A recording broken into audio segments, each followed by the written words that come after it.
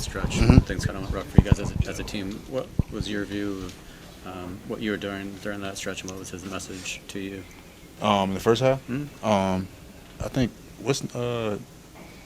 Jay Walsh and Hugo came in and changed the game for us. Got us back into the game. I think it was pretty much that simple.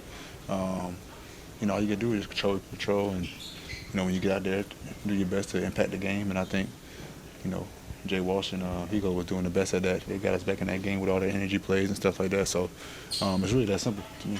Was that missing previously? That energy, whether from you or from the team? I think as a team we got out to a slow start. Obviously they was making threes, but I think we did need a burst of energy.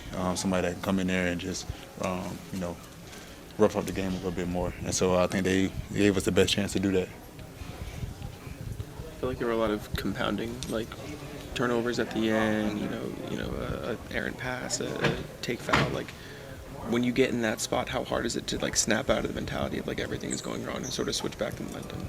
I think it's just just being more attentive to what's going on and valuing those possessions. Those could be growing pains us as a team being in those positions together for the first time, and I think we're gonna, as we go through these situations, I think we get better at them. And I think this is one tonight where we can learn a lot from, especially at the end of the game as well.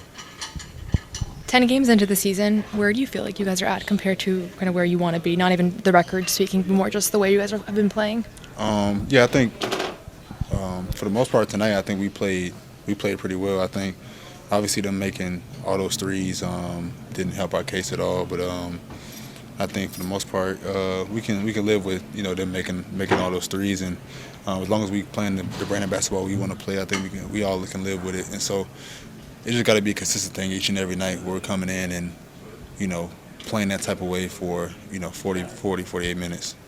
How do you keep yourself engaged when you're scoreless through three whatever quarters and then you start to just cook from behind the three in the fourth? How do you continue to tell yourself, or whatever it is mentally, that you're still going to play your game and knock some shots? For honest, just experience. You know what I mean? Earlier in my career, those type of things would happen to me a lot, and you just gotta relax and understand the situation you put in, and go out there and play the game.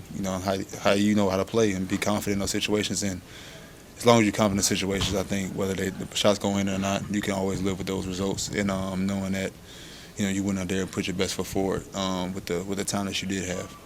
What's the balance when a team you obviously would prefer to shoot threes starts making them? What's the balance of they're hitting tonight, or potentially hey, we're not guarding them still as well as we should? Yeah, it's definitely a hard balance. For a team that might not be great at 3-point shooting, and they making those type of threes tonight, it's kind of a balance. But next game you just gotta adjust. We play them obviously on Sunday, and so we just gotta adjust and just continue to play the brand of basketball we know how to play, and just adjust to how the game is being played and the shots they're making. What changes from a game plan perspective when you do have these back-to-back games against the same team? We'll look at the film tomorrow and decide from there. That's it. Thank you.